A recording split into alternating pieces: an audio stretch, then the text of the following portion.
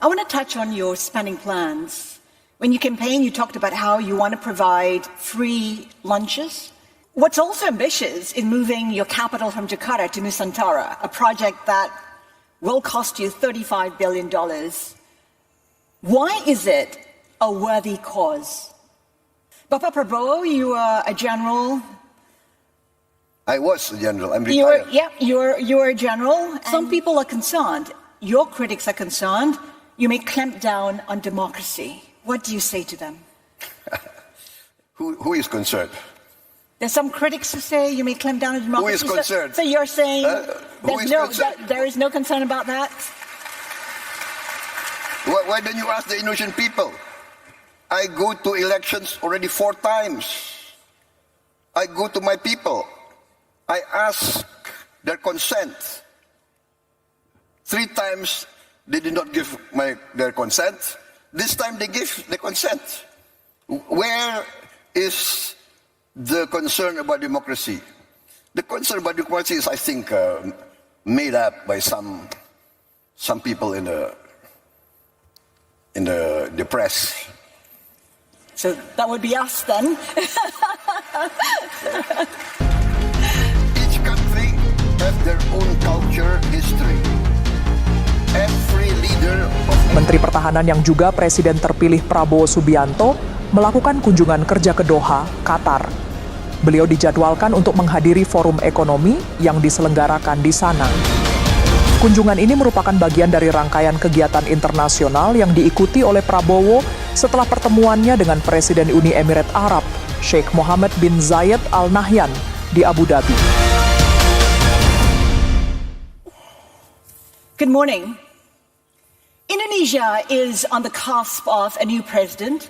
Prabowo Subianto is a 4-star general turned politician. He says he's more than ready to lead. This is a country of 280 million people with an ambition of being the 5th largest economy in 2045. President-elect Prabowo Subianto, thank you for joining us today. Thank you for inviting me. You campaigned on the promise of continuity. Give us a sense of what policies will be a priority in your first 2 years of government. Yes, as you know, nation building is a long-term process, and President Joko Widodo has built a strong foundation, and I'm determined to build on that foundation. And my core focus will be first on food security. Indonesia must be self-sufficient in food. And then energy security, energy self-sufficiency. And we are determined to bring down poverty in a massive campaign, massive effort. I'm determined to get rid of hunger amongst our people, especially the young. And in the end, we have to concentrate on processing our natural resources. We have to make a great effort in downstreaming and to industrialize. And all of this needs good governance. I'm determined to cut down corruption, waste, and with that, we are very confident, we are very bullish, we are very determined to bring this all about. All very ambitious if you want to do it within your first term, which is 5 years. Can you achieve a growth target of beyond 5% in order for you to fulfill what you've set out to do? In my conversation with Bapak Joko Widodo, he said that he's laid the foundation, he's implemented all the policies, put in place infrastructure needed for Indonesia to grow at 7%. Can you achieve 7% or more in the 5 years of government? I'm very confident. I've talked to my experts. I've studied the figures. I'm very confident we can easily achieve 8%, and I am determined to go beyond. 8% within the 5 years, the first year, second year, and when you go beyond, are you looking at double-digit growth? I would say within 2-3 years, yes. You Very- talked very- you very- talked about downstreaming. What are the other growth drivers for you? Or would downstreaming be key to you achieving 7, 8, 9% growth? Downstreaming will take several years. What will be a growth driver in the first years will be our concentration on agriculture, food production, food distribution, and energy. We want to go green in a very quick way. We want to produce our diesel from palm oil, and this will be a very strong growth driver. We import $20 billion every year for diesel oil. So can you imagine the savings we will have when we will switch to biofuel? Indonesia has often said it is open for business. Yet, I think a lot of investors say it's adopted protectionist policies, limits on the export of nickel, coal, palm oil. Is it important for you to move away from nationalistic protectionist policies? No, I think there's a misperception. We are not protectionist. What we are doing is very logical. Every country in the world will fight or will protect the national core interest of their people. And we think that we want to industrialize, and those are our natural resources. We have to protect our interest in the sense that we must get the full value, right? We cannot keep importing industrial goods all the time. It's not fair to our people. We will not be an advanced industrial society if we are just a producer of raw materials. I want to touch on your spending plans. When you campaigned, you talked about how you want to provide free lunches, free milk for students, and some are questioning how you will pay for such a program. Can you fund that program if you're unable to perhaps raise the limit of your budget deficit beyond 3%? You've said you can. We have studied this. We have, we studied all the figures, and we are very confident we can do that. We are very confident we can do that. And while keeping your budget deficit at 3%? Yes, 3%. And the 3% is something arbitrary. Not many countries hold to that. But we have a tradition of prudent fiscal management. I think we have the lowest debt to GDP figure in the world, one of the lowest.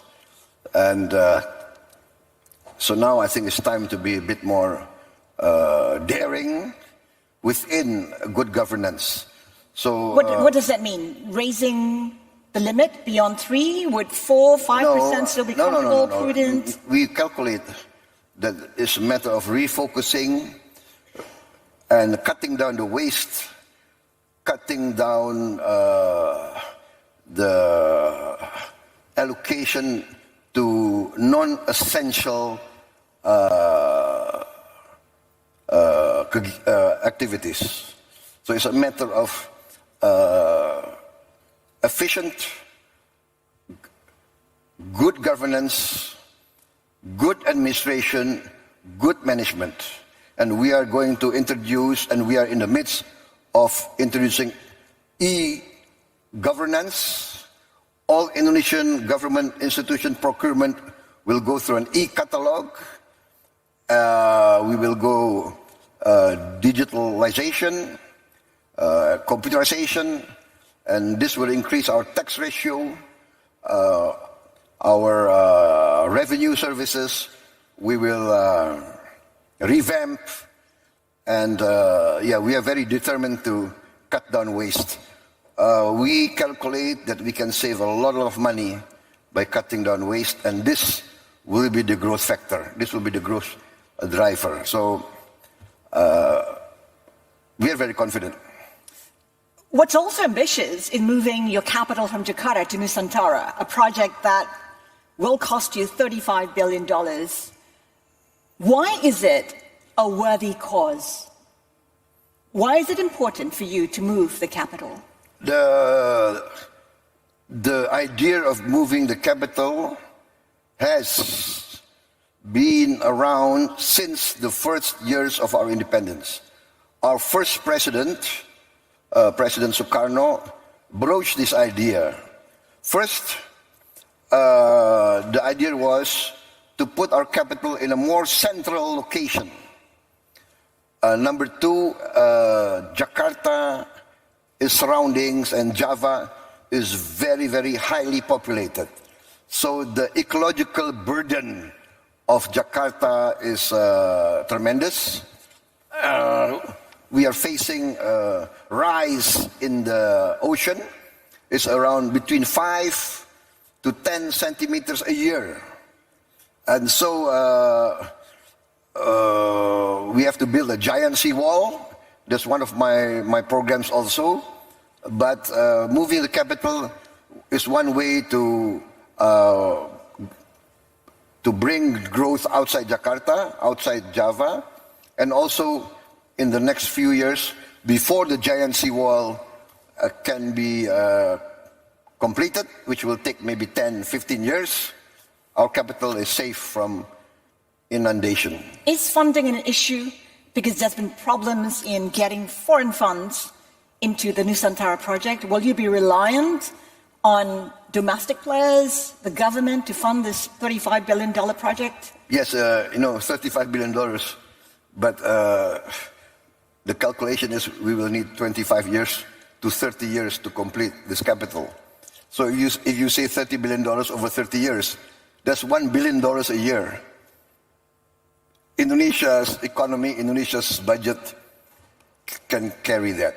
So we are very confident. I mean, I believe Capital City is a political project, and the main drivers must be the domestic resources, and then the foreign investment will come in later. Bapak Prabowo, you are a general. I was a general. I'm retired. You were a general, and you were with the army for 20 years.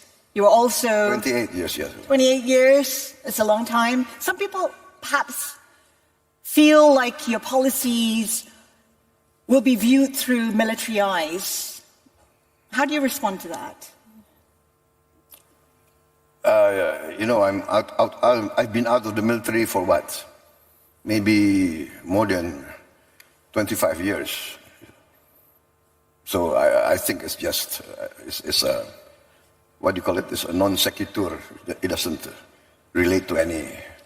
What kind of leadership style do you think you'll adopt as a president? I will be myself. I will be genuine. What does that mean? That means that you are true to your principles, your values, your ideals. And as a patriot, my main value is the well-being of my people. The well-being of my people. My people must be safe. My people must not be hungry. My people must have a good life. That is the dream of every patriot, of every country in the world. Some people are concerned. Your critics are concerned. You may clamp down on democracy. What do you say to them? Who is concerned? There's some critics who say you may clamp down on democracy. Who is concerned? So you're saying concerned? There is no concern about that? Why don't you ask the Indonesian people? I go to elections already 4 times. I go to my people. I ask their consent. 3 times they did not give their consent. This time they give the consent. Where is the concern about democracy? The concern about democracy is, I think, made up by some people in the press. So that would be us then. Each country have their own culture, history. Every leader of every country must serve their own people in their own way. So I said, I go to my people. They rejected me 3 times. They accepted me this time. So I will work very hard so that I don't disappoint my people. Right? What do we live for? We live for the legacy we want to leave behind is a good reputation, a good name in the history of our country. Just to wrap up, because we're running out of time, as you said, you attempted to be president several times, and this time you succeeded. Why is it important for you to lead Indonesia? Why is it important for you to be the president of this country? Basically, it is the